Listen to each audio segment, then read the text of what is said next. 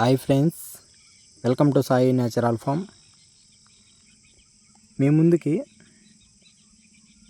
1 month chicken తీసుకురావడం జరిగింది.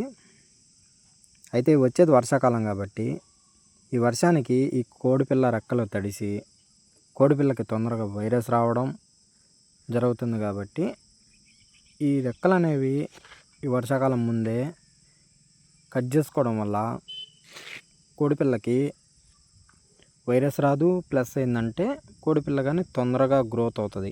అంటే కోడిపిల్ల మేసే మేత రెక్కలకి పోకుండా బాడీకి పడుతుంది అనమాట.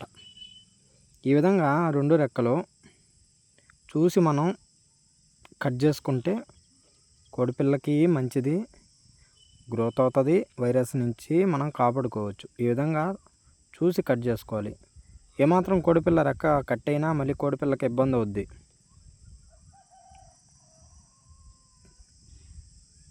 ఈ విధంగా రెక్కను కట్ చేసుకోవాలి.